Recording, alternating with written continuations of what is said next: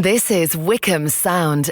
Hello everyone, you're listening to The Art Show on 106.6 FM Wycombe Sound. I am your host Dane Cobain. We'll be here for the next hour or so checking out some local arts news. We always have local and unsigned and indie music. We have a Rhylight Zone episode, which is basically where we share short stories, poetry, that kind of thing. We'll check in with Twangling Jack Ford over in the Ilk Shed later on for this week's album review. And of course we're joined by a weekly guest. And so for this week's show we are going to be chatting to Robert Honor, who I know through the Open Mic Slate group. So we'll get to that in a little bit. First of all, a little correction I wanna make here. So I accidentally made a bit of a mistake in the last week's show. So I played Chasing Rainbows and said that it was by Straight 8, but it was actually the Leonard and Soul version from Dizzy Fish. And I think I also said that Andy Leonard is a member of Dizzy Fish. No, I said he was a member of Straight 8, but he's actually the frontman for Dizzy Fish. He used to be the frontman for Straight 8, but he does also still perform with them sometimes. So anyway, that's that little clarification out of the way. So we're going to go straight into this week's episode of the Rhylight Zone, and today we have episode 3, or installment 3 of Amorphophallus Titanium, which is a short story that I wrote, and it's narrated by Susie DeMarco. So over to Susie. The bad news came in the form of a letter, as it so often did. It had looked innocuous, just a plain white envelope with the address of the sorting office in the Yorkshire Dales. As always, the Circo de la Flor had left a forwarding address, with their mail chasing them from place to place, just like the letters that were sent to the front lines. Maria had opened up the letter and started reading it aloud to Enrique. "Dear Mrs. La Muerte," she read, "I regret to inform you—" But she hadn't made it any further. The tears had overtaken her by then. That left Enrique with his arms around his mother, consoling her by whispering to her in Spanish and embracing her as tightly as his little arms could manage. Rodrigo's body was never returned to them, and they never learned of its final resting place. Enrique liked to picture his father in a peaceful spot beneath an elm tree, but he thought it more likely that he had been buried in a mass grave somewhere, just discarded like a piece of trash. And still the war raged on.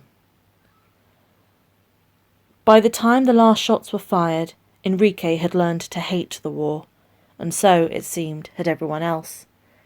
They'd paid the price in blood and empty stomachs. They'd lost friends and family members, and the circus itself had started to crumble. The winter of 1918 was the toughest of them all, and the Spanish flu had killed off many of those who'd been spared the horrors of war. Those who survived the flu faced the threat of starvation. Christmas came and went, followed by Enrique's 13th birthday. Maria didn't have much money, but she'd saved what little she could and used it to purchase a smart suit, complete with a vest jacket and a silk tie. It had taken more than the boy would ever know to save that money, and Maria had even traded away the last of her jewellery, but she also knew the sense in the gift. Enrique had asked for it so that he could wear it to perform his act. His magic had progressed, though there weren't many opportunities for him to learn. They rarely came across other troupes, and even when they did, there were few magicians left. Most of them had done a disappearing act when the draft had been announced. And so Enrique had started to teach himself, whiling away hour after hour, perfecting his sleight of hand and his misdirection. By the time he was 14, he had mastered card magic and moved on to bigger tricks, pulling live doves from beneath his hat and inventing more and more elaborate contraptions for sewing women in half or disappearing into thin air. He was further handicapped by the need to keep his contraptions portable so that they'd fit in his mother's caravan. Space was already tight enough, and his mother refused to jettison any of his late father's belongings. They were all they had left of him. Gypsy Pink had done what she could do to keep the boy's spirits up, but even she wasn't immune to change. While the other performers were being lured away by more commercially minded ringmasters who could afford to pay a premium, Gypsy Pink was preparing for retirement. At first, Enrique had felt betrayed, accusing her of leaving him when he needed her the most, but eventually he had relented, especially after she'd agreed to take the boy into the city. "I'll take you anywhere you want to go," she said one evening when they were sharing supper inside her caravan. It was 2 weeks before she was due to perform her final show. "You name the place and I'll take you there. The Tower of London, perhaps." Enrique shook his head. "I know where I'd like to go," he replied. "I want to visit Kew Gardens." "Kew Gardens?" "I've read about it in my books," Enrique explained. "It sounds wonderful, truly. They say it has the rarest plants in the world." "Plants?" Pink replied. "Most youngsters your age are more interested in the lassies." "They bore me," Enrique replied, shaking his head. "I'd rather dedicate time to my studies." "Of magic?" "Yes," Enrique said, "and the sciences, botany and biology included. I intend to make them part of my act. Other magicians pull rabbits from hats, but I'll make flowers grow from nothing. I'll reverse the flow of time in front of people's eyes. I'll bring the dead back to life again." "There's no magic that powerful, Enrique," Pink said. "Nothing can bring back the dead."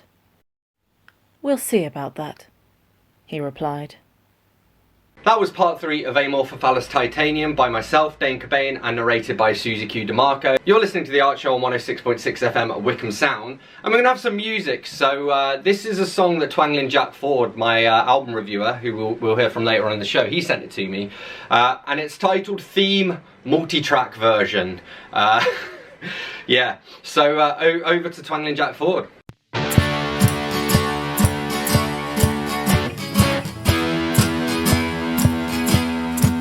I got songs in my head that I really, really want you to hear. I write words, I write tunes that I really, really want to share. I've been honing my skills year after year. Just give me a call and I'll be there to save you from the blank, the banal and the mindless, and let you hear some music that's timeless, oh yeah.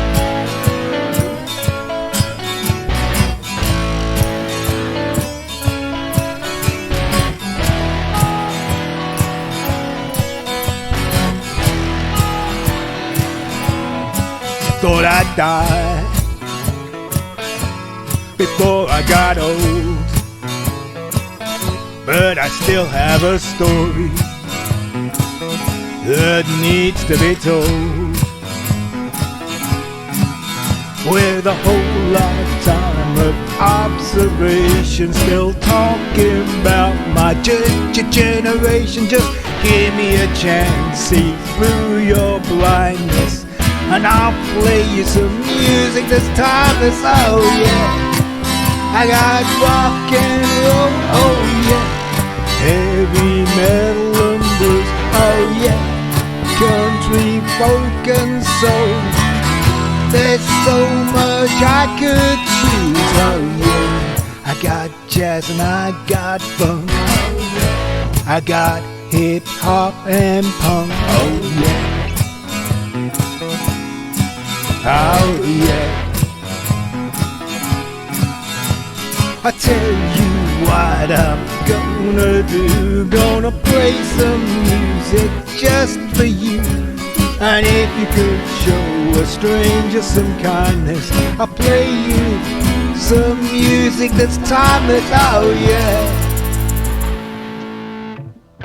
Deadlines to meet, targets to reach, clients to see. You're busy, and the last thing you need is to be thinking about your business IT.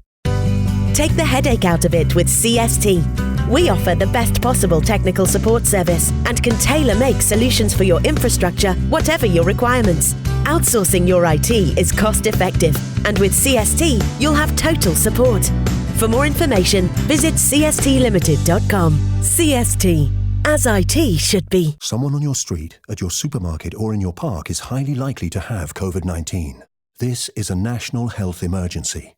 Around 1 in 3 people have no symptoms and are spreading it without knowing. so it's critical we stay home. Don't meet anyone outside your household or support bubble except for exercise. Only go out if it's essential. Stop the spread. Stick to the rules. If you bend the rules, people will die. Stay home, protect the NHS, save lives. A moistened mattress from a fever dream. Unbridled panic, your dirty drama queen. A blood-red sunrise reflects off an old guitar. You can run all you want to, but you won't get far. A tortured poet, creative cocaine fiend, runs his yellowed fingers through 90s magazines. His tinted glasses disguise his absent gaze. There's no sense in rushing, he'll be for days. Prepare the pipes and we'll be fine. Numb in body and numb in mind. In your mind, in your mind. Prepare the pipes and we'll be fine. Numb in body and numb in mind. In your mind, in your mind. Finally balanced by a spoiled surprise. No, she can't be trusted, those shifty angel eyes. A backstreet banger or a future queen.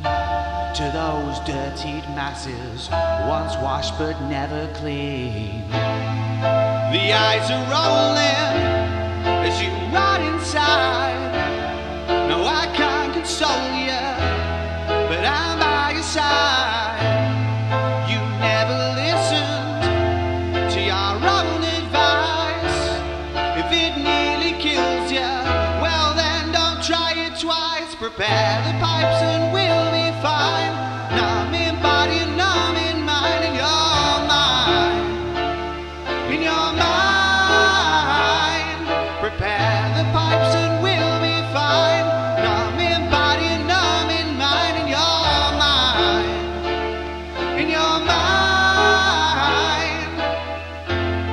You're chemically owned. You can't sit up on your own. You can barely raise your head.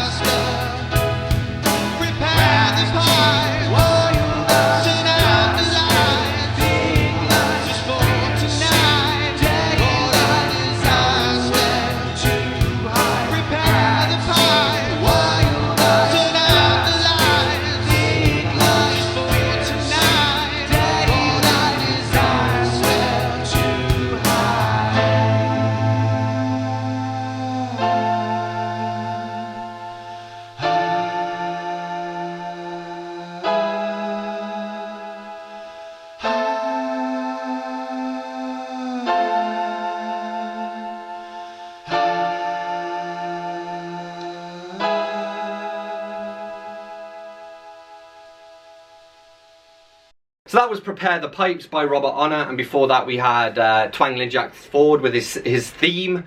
You're listening to The Art Show on 106.6 FM Wycombe Sound. I'm your host Dane Cobain, and I'm joined here in conversation with Robert Honor. Okay, so if you're ready to go, the first question I ask everybody is, what was the last book that you read and what did you think of it? Okay, well, the last book I read was you're a horror fan, so you might appreciate this. So the last book I read was called In the Miso Soup, which is by Ryu Murakami, sorry. So I've always been a fan of the other Murakami, Haruki, and someone recommended that I try Ryu stuff, and he's basically the darker one of the two. Right. I read In the Miso Soup. It's one of the most disturbing, otherworldly, it was one of the hardest reads I've ever had in my life, because there's a certain thing, and I never thought literature could really do that, like really get into your heads. And I usually read before bed, and this was one of the few books I was like, that's out of the question. But it's grim, but I genuinely really liked it, and I will be reading more of his stuff. I think he's famous for the Audition was his famous book that got made into a movie, which is just horrific in itself. But yeah, I'd recommend it, but it was absolutely grim at the same time. Yeah. So I think you'll be a fan, mate. Yeah, it sounds, but definitely not one to read before bed. Yeah. Cool. Okay, and I think so. Paul Cooper from the Open Mic Select group. I think he told me that you used to host a radio show of your own back in the day. Is that right? Yeah, it was quite a while back now at university. So I went to Southampton Uni, and me and my mate Will used to be on the university radio. Our show was called Will and Bert's Philosophical Steakhouse, which is it comes from an Alan Partridge Knowing Me, Knowing You episode. It was good. We were told off pretty much every single week for swearing or content that we perhaps shouldn't be saying on in the middle of the day. But it was really fun. We won an award. We were an award-winning show for Best Feature, which was The Whereabouts of Rick Astley. But mostly it was very inane and irrelevant chat, but it was fun. It was a lot of fun. We've been doing a few little, there's an app called stereo.com, and we've been doing a few little rebirths of the show on there recently, which is equally as profanity-filled as it always was. Awesome. Cool. And mentioning the Open Mic Select group, so that's the Facebook group. How did you first discover it, and what have been some of your favourite sort of moments being involved with that group? It's actually a good question how I discovered it, because it seems so long ago now that I really can't remember. I can't remember if it was one of my close friends joined it, or I think it just come from how a lot of people joined the group. So it was early lockdown. I think the group just had its 1 year anniversary. And I was desperate. I just started playing quite regularly again. And I was gutted that was sort of taken away from me, understandably so, of course. But I just got into it. And I think it's the same story as a lot of people. I posted a video of myself playing one of my songs. And it was Paul and Bob and a lot of other people gave me such lovely feedback. And I was like, oh, that's like a little confidence boost I wasn't expecting. And then I sort of started looking around other people's stuff. And I was like, this is really cool, because you get people of absolutely like differing talents, but also differing like what their interests are in music. And I would say even my music tastes have changed a little bit because of that group, because I've discovered artists where I'm just like, that's nothing like what I'd usually listen to, but then I love it. But yeah, there's a few people in the group who are just incredible. Like there's a few from the Bicester area, like I've got Kit Goff, who is an amazing musician, and Matt, who's amazing too. But also I've virtually met like Nick Coleman, who's this guy he's clearly of punk origins in his music. But he's ended up doing every cover under the sun, and he was saying like he's improved so much with his musical knowledge, like of chord progressions and stuff, but he's incredible. So it's been amazing. It's been really cool, and it's something that's still one of the first things I check every day, is to see what's going on there. And I've been a bit lazy with my own performances on there recently with the recording of the album and stuff, but it's such a cool group. I highly recommend it to any musician or any fan of music who hasn't already looked over there. Cool. So I want to talk obviously about your music, and you've recently worked on your album. Can you tell us how that came about and what some of the songs are about? Well, it came about. I've been writing music for years, playing music for years, but I've never really properly got round to recording a lot of it. And some of it came about how I bought a real terrible keyboard and started playing it. And I think it's been the same for a lot of people in 2020 and beyond. It's been a bit of a peak in songwriting. Like, I haven't really stopped because I've got so much free time. I've looked to other influences that potentially I haven't gone to before. And the keyboard was a big influencer with writing new music. And then I think it's the same as a lot of people as well. I started drinking quite a lot of wine during lockdown. And one of those wine evenings resulted in me buying some cheap old recording equipment off eBay. And then I was lucky enough that a couple of friends have lent me some microphones and various other little bits of recording equipment. So I just started getting on with that. But I found that nearly all the songs on that album are new songs, because my initial plan was to try and get some of my favorite of my old songs recorded. But I found as I went, I discovered that certain ones of them weren't as I thought they would be recorded. And then it would just lead to a lot of new material coming out. So with that album, it's kind of got a theme in mind. It's meant to be all over one night, a drunken, terrible performer on stage to a crowd of people who don't care about him. And it just all sort of snowballed one after the other. One song followed on from another, and they were written sequentially, like trying to be an album, trying to all link together, trying to create this night, this fictional night that happens. And it's just quite fun. And then the album sort of come out of nowhere, and it was only going to be like a 3 or 4 song EP. And I got a lot of support from people. I got the artwork, which is amazing, from one of my friend's brothers, Joe Garwood.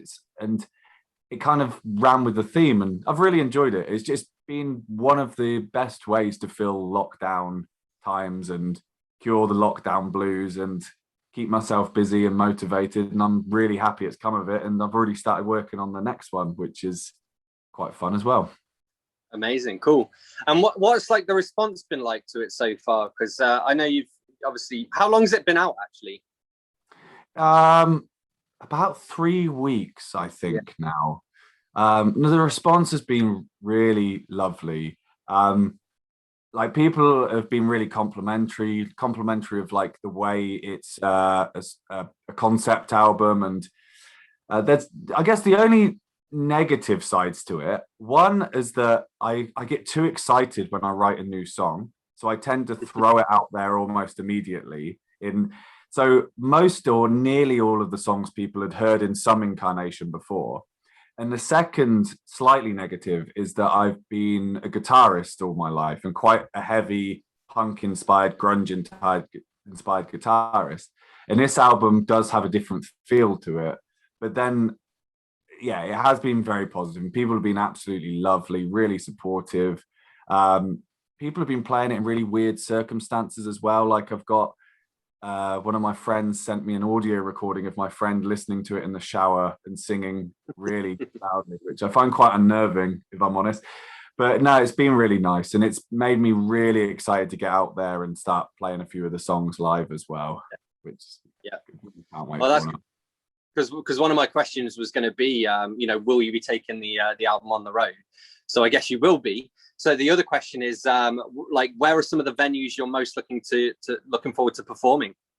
Well, I'm desperate to take it out. It's going to be quite daunting because I've got to figure out, am I brave enough to take the keyboard or a piano on stage? Because for me, it's still very new. And the recording process, half of it was me just swearing and pressing the stop and rewind button and going again. So taking it live would be quite daunting. But a lot of the songs originally were planned on piano, then went to keyboard. So I could probably go between the two until I get more confident. Places, I would like to say quite a sad little point. One of my favorite venues is the Attic in Bicester, which is just closed down, which is absolutely gutting because it was such a lovely, lovely venue and such a cool place to go. Sadly, that's gone. But so I'm from Bicester. There's still a few lovely places around. We've got the Bell, which has always been like a proper champion of local live music. But other than that, we get to Oxford, and I work in a pub myself called the Jericho Tavern, which is the pub where Radiohead and Supergrass both made their name. So it does have heritage. And then there's a few others, bookbinders around Oxford. St James's Tavern's a fantastic little pub as well. And also, I've got a growing group of friends around your area, so around the High Wycombe area. So I might be asking you for some recommendations for places to get involved with down there as well. For sure, yeah, sounds good. Cool. Okay, and so it's interesting to me as well. Obviously, you said you're a guitarist and you moved over to keyboard to do some of these newer songs. Are there any other instruments that you play as well? Not well, no. I've the keyboard's something. So my dad's he's an amazing piano player, actually. He's been playing all my life. And it was something when I was about 12, 13, I was forced into it, as some kids are. And unfortunately, when you're that age, it's not really a cool instrument. But I'm really happy because it led me into guitar. Because at that age, when you're sort of just getting hormonal and stuff, the guitar is the sexier, cooler instrument, which I'm pretty sure is why I started playing it. But no, other than that, other than sort of kazoo and triangle, no, I'm sort of stuck at piano, and I'm not that great at piano and guitar either. So I'll wait before moving on to anything too technical. You're listening to The Archer on 106.6 FM Wycombe Sound. I'm your host, Dane Cobain. I'm here in conversation with Robert Honor, and this is one of his tunes. So this is Worm Food.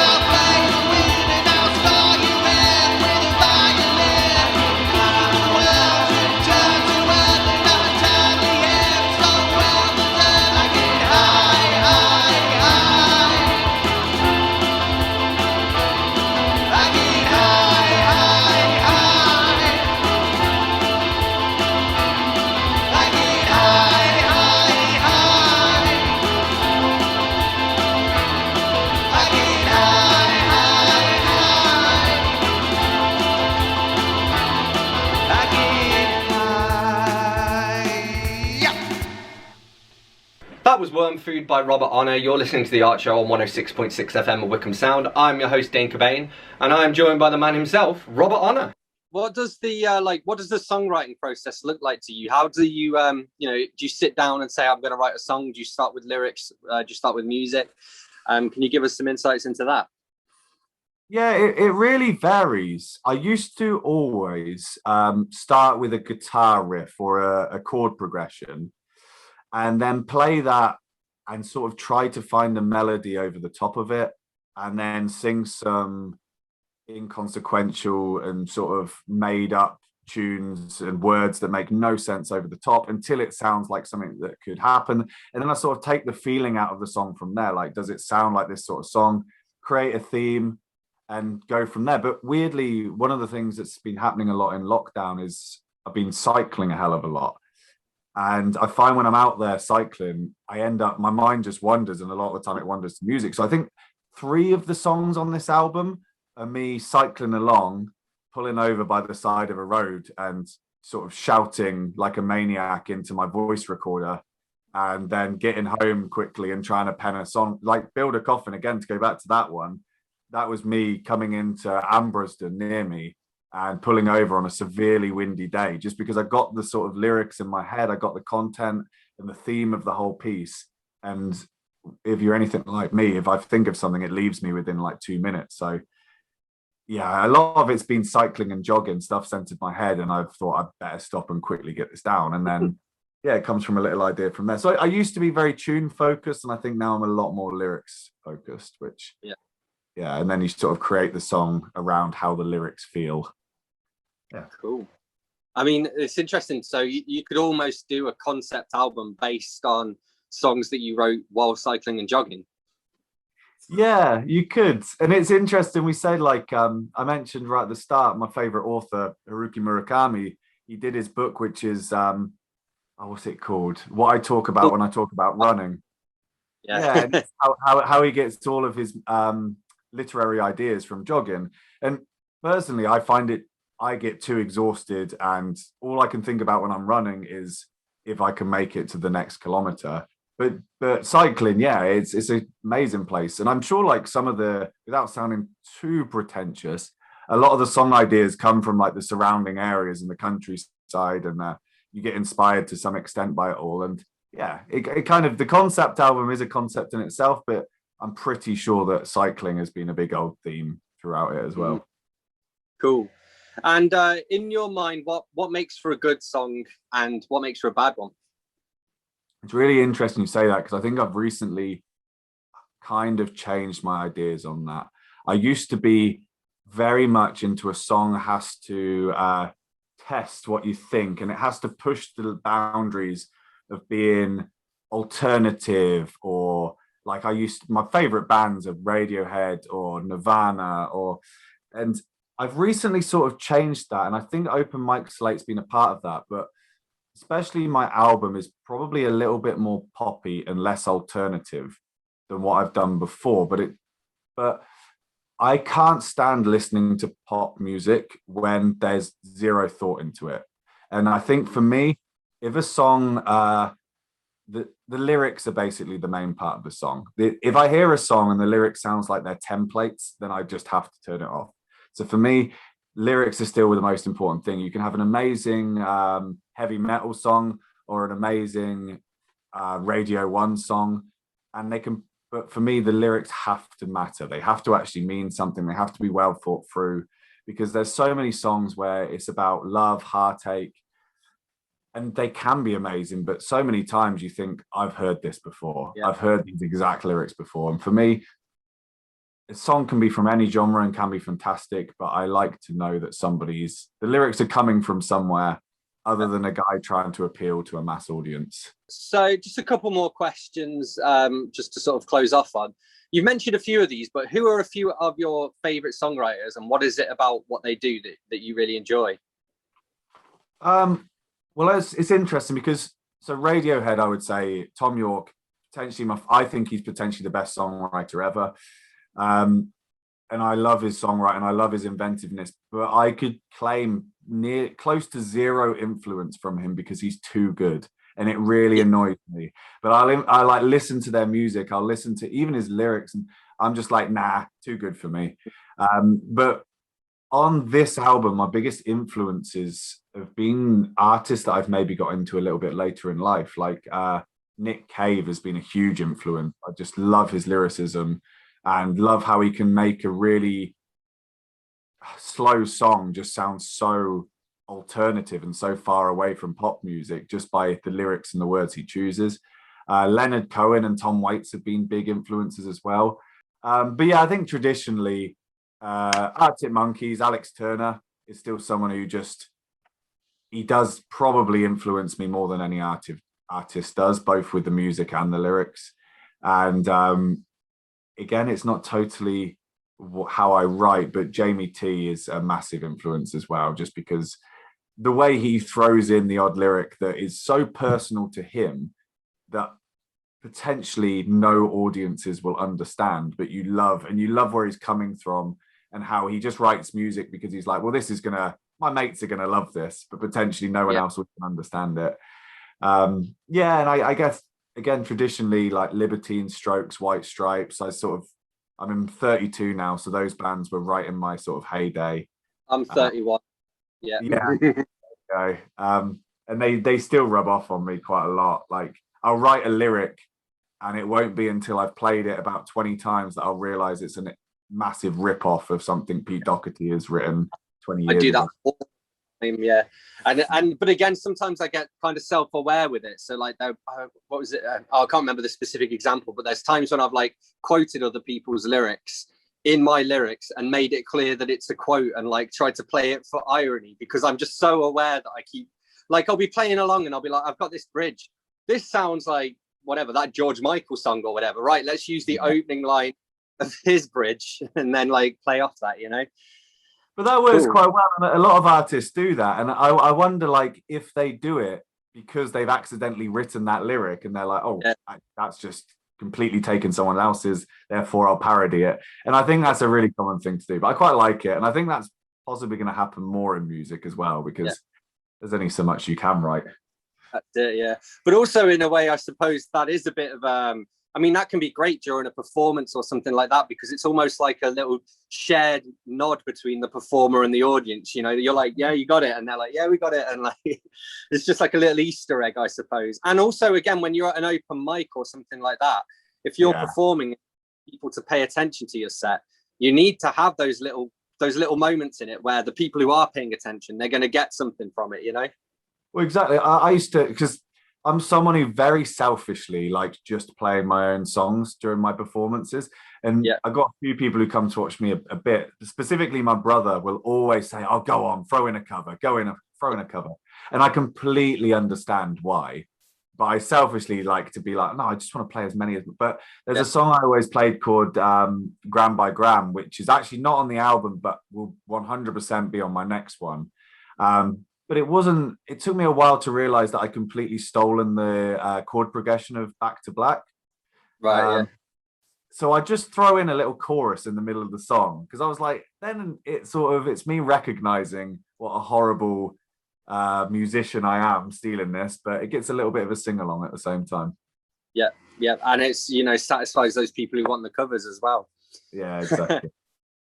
So, you've talked a little bit about your next album, and you're already kind of looking to that. Is there much that you can tell us about it? Do you have a working title for it or anything like that?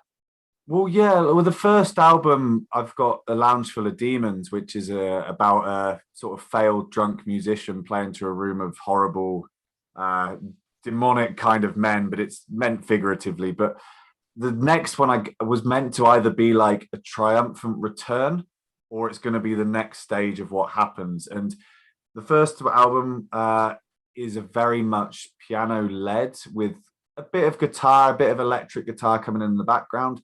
But this next one is going to be a hell of a lot more electric guitar. Like, I've got one song finished today for it, which is, it's annoyingly, like, I've written it after the album, and I think it's possibly the best song I've recorded so far. But then the other two songs I'm working are very electric guitar based as well. So I might go with something either like Return to the Lounge or something along that path. But I think it's going to be along the same route, but a lot heavier and a lot more the music I've listened to all my life. Whereas this one was A Lounge Full of Demons is a concept. It's something where I was really pushing myself into a field I'd never been pushed into before. And I think this one is me sort of returning to what I know best and hopefully understanding the recording equipment a lot more as well, which has taken me a long time to get used to. Yeah, cool. Okay, and just one last question to end on, which is where can people go to find out more? And where can they listen to your album as well? Yeah, well, so I've gone with, I'm sure you know it yourself, but a website called Bandcamp, which is a fantastic way for unsigned and new artists to make a little bit of money, but also to get their music out there to the wider audiences. So my specific site on there is my name, Bert Honor. So my name is Robert, but a lot of my mates call me Bert. So it's berthonor.bandcamp.com. I am on SoundCloud as well. A lot of that's older recordings, but it's soundcloud.com/BertHonor. But yeah, the album's up there on Bandcamp. So even if you just search my name in Bandcamp, you'll get there. And yeah, hopefully people will like it. It's something a bit different. And I've got nice feedback so far. Maybe that's just friends and people being nice, but hopefully people enjoy it anyway. All right, so that was our chat with Robert Honor. You're listening to The Art Show on 106.6 FM Wycombe Sound. I'm your host, Dane Cobain, and this is another one of Robert's tunes. So this is Tower of Hate.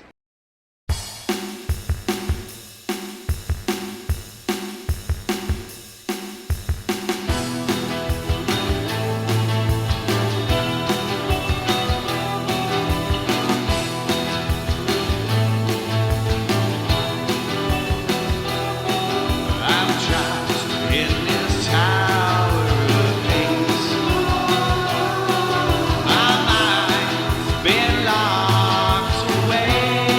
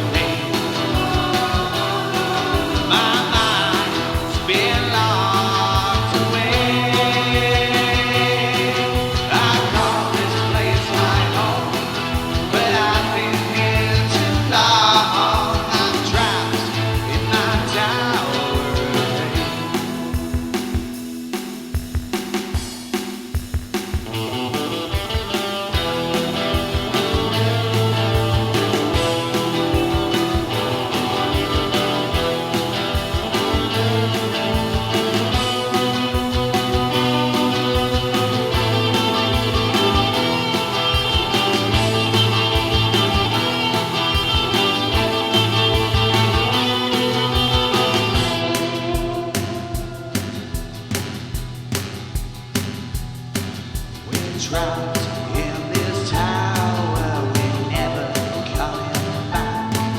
We're trapped in this tower, preparing for attack.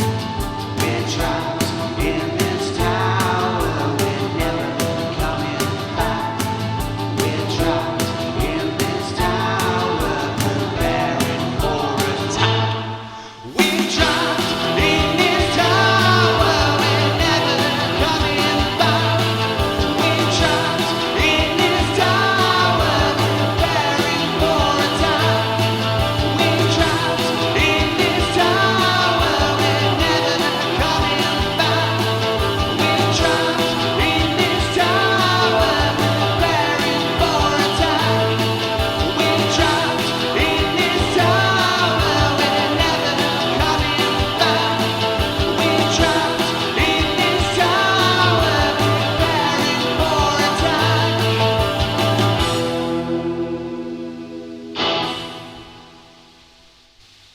Someone jogging, walking their dog, or working out in the park is highly likely to have COVID-19. This is a national health emergency. Around 1 in 3 people have no symptoms and are spreading it without knowing. So exercise locally. If you're on your own, you can meet one other person. But keep your distance. Exercise, don't socialize. And wash your hands the moment you get home. Stop the spread. Stick to the rules. If you bend the rules, people will die. Stay home. Protect the NHS. Save lives. In the future, you'll be able to watch TV on your microwave, 3D print yourself a personal butler, You rang, Mom? and get fit by just looking at a treadmill. Okay, maybe not that. But wherever the technology does go, radio will go there too. Because Radio Player is working with the world's leading car and tech companies to keep radio out in front. Radio Player. In the car, in the home, in the future. Find out more at radioplayer.org.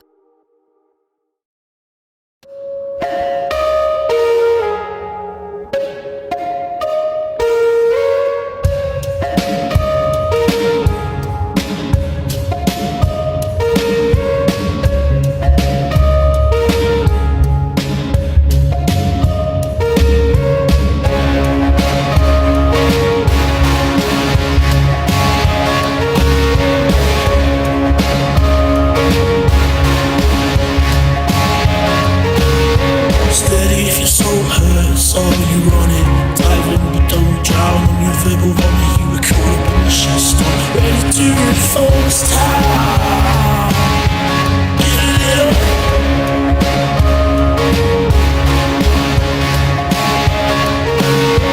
If I could fight through the worst, I spit the devil cause the silence hurts. Oh, heaven would have hit to see. Let's set you free, please silently scream. Get a little.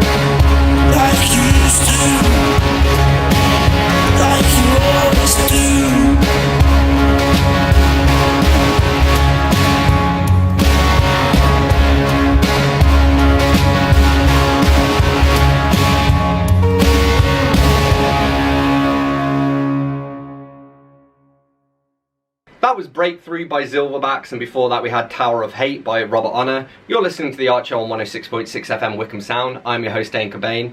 Do check out Silverbacks on YouTube, because they have a music video that is, it uses footage from T2, the second Trainspotting movie. And it's really nicely put together, so I would recommend that.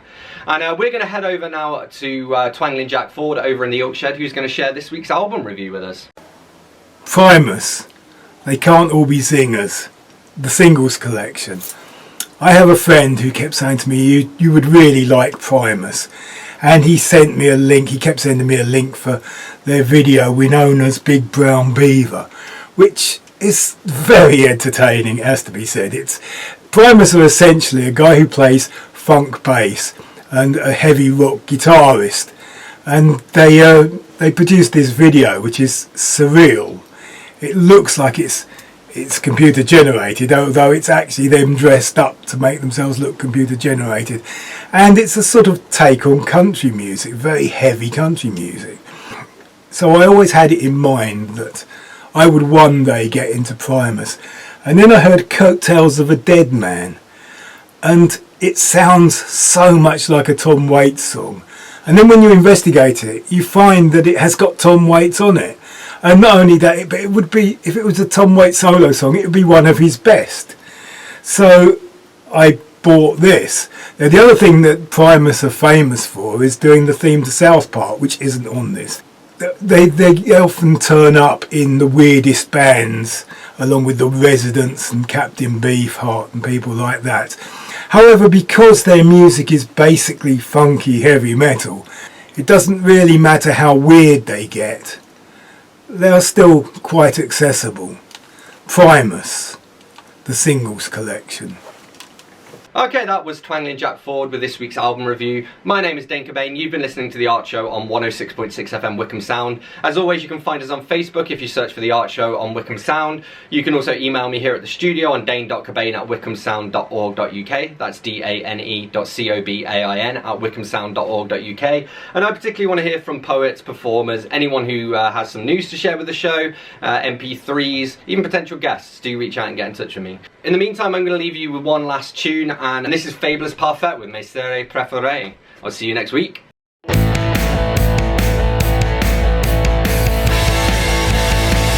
Vendredi soir, la tête en part, déconnectant des tracassons, un spritz, des chips, du saucisson, abandonnant nos ambitions. Box engagée, menu chargé,